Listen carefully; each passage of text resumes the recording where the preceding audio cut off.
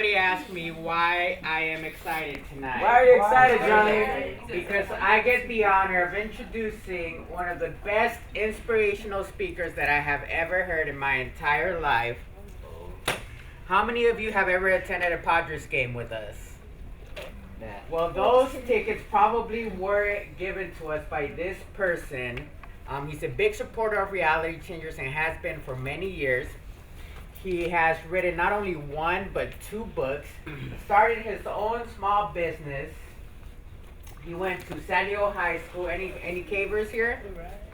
All right. And he went to Notre Dame for his bachelor's. Whoa. Make sure you take a lot of notes and write down all your questions. Please allow me to introduce Mr. Alex Montoya.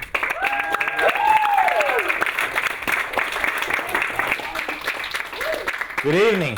Good evening. Oh, come on now. Good evening. Good evening. There we go. Much, much better. How are you guys? Good. Awesome, awesome. I believe you. That second effort was a lot better.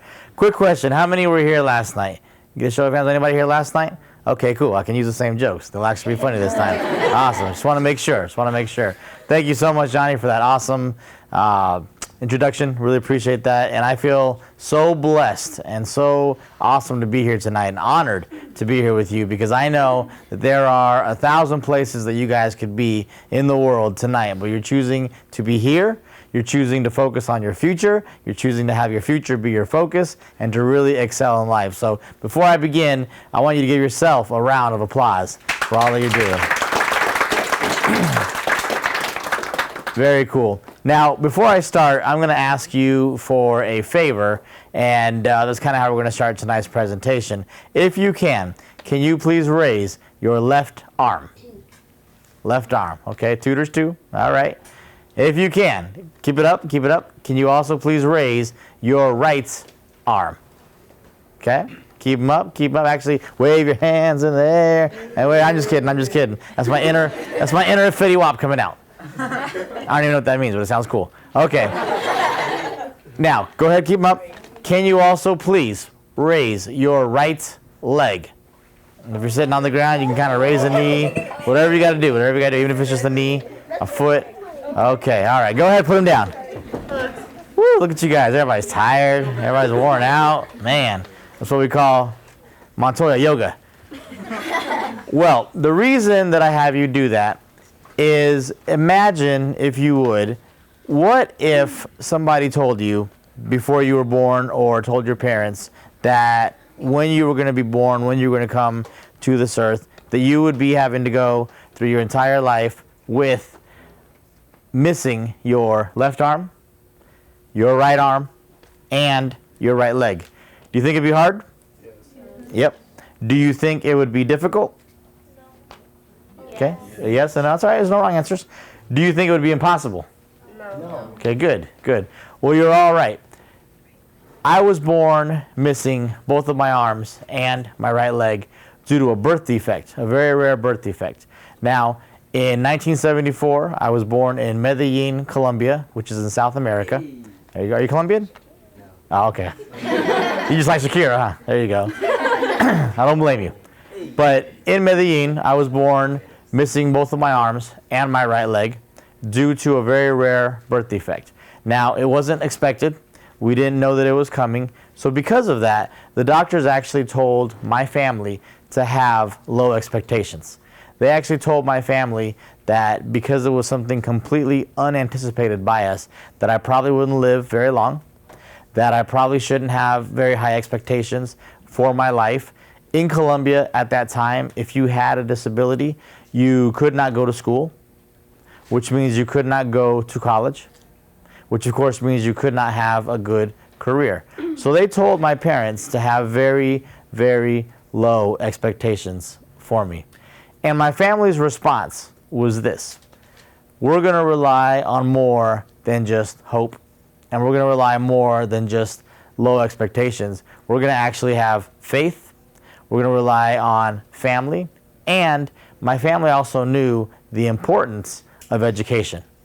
And they knew that as long as I had a strong educational background, as long as we could find some sort of way for me to be able to go to school and for me to be able to develop my mind and flourish, we could overcome any challenge whatsoever.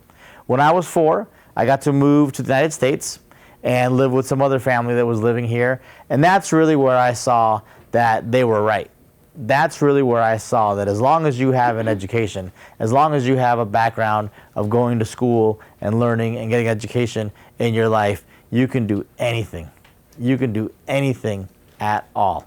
Now, when I arrived in the States, one of the very first things that I was blessed to have happen to me is I had some doctors that were able to help me out for my medical needs, and that included receiving a pair of prosthetic arms. Can you guys say prosthetics? Prosthetics. Very good. All prosthetics are basically artificial limbs. So if you ever see somebody that's missing an arm or missing a leg or missing some sort of body part, they can actually have a prosthetic that replaces whatever limb they're missing, whatever body part they're missing, for whatever reason they're missing it. So as you notice here, my 2 arms that I have, I'd love to show you how they work. And I'm going to kind of walk around so everybody can see it. But my arms actually rest on my body and on my back through a strap harness. I have a strap harness that rests on my back and on my shoulders. Whichever way I move, my shoulders will actually move this cable right here, both on the left and on the right. Keep your eye on the cable, if you would, and I'll start on this side. Watch what happens when I move my arm inwards. You'll notice this cable moving backwards. When I move my arm in, the strap pulls this cable, so that way the cable itself will be pulled by the thumb right here, and it'll allow it to move. And over here, for the left side of the room, again, watch the cable and watch what happens when I move my arm in. It actually pulls this cable, so the thumb itself will move. Whichever way I move my shoulder will actually move the strap and actually move the right cable in order for it to pull for the hook itself to move. My prosthetic leg is a little more simple, but it does have a hydraulic knee, so that way whenever I press down and I can move my foot, it actually has a hydraulic knee that pushes me upwards. So that way I can walk a little more normal, and that way it can help kind of push me forward. So I need all of these things to stay connected. I need my strap harness to stay connected to my back. I need for the strap harness itself and the straps to stay connected to the cable. I need the cable to stay connected to the hook. And just like I mentioned about the leg, I need for whenever that I press down, the hydraulic knee will actually lift me back up in order to walk. Everybody got that? Okay. Well, the reason that I bring that up and the reason that I illustrate that to you is it's the same deal in life. I need everything to stay connected in order to move forward, in order to participate and have everything activate and have everything move. I want you to know in your life that you need to stay connected as well. How many here, show me a show of hands, how many here have ever had anyone ask you why it is that you work so hard in school? Anybody? Few? Okay. How many have ever had anyone tell you that you shouldn't think about going to college or you shouldn't think about working hard? Okay. How many here want to go to college? Very good. How many here are going to go to college? Very good. Well, I want you to know that unfortunately there will be times when someone will tell you that it's not possible. There will be times when someone will tell you that it's too hard. There will be some times when people will tell you that it's not worth the effort, that maybe college is too expensive, that maybe colleges are too far away from home, that maybe it's just not worth the effort to go through all of that. I want you to know that if you ever hear that, whether it be from friends, from family, from anyone whatsoever, they are wrong. They are wrong. Or if anyone ever tells you that there's something you can't do, you have some sort of limitation, you have something that's going to prevent you from achieving your goals or your dreams, I want you to know you can do anything, anything whatsoever, as long as you have your faith, your education, your heart and mind pointed towards that goal. And you need for all of that to stay connected so that whenever there is a doubter, or whenever you doubt yourself, whenever you wonder if you have what it takes. The whole reason you're here at Reality Changers is because you believe in yourself, right? And you believe in the power of education, and you believe and you know that you're smart, you're ambitious, and that you have college dreams. Stay connected to those ideals and stay connected to those values, and you can do anything whatsoever.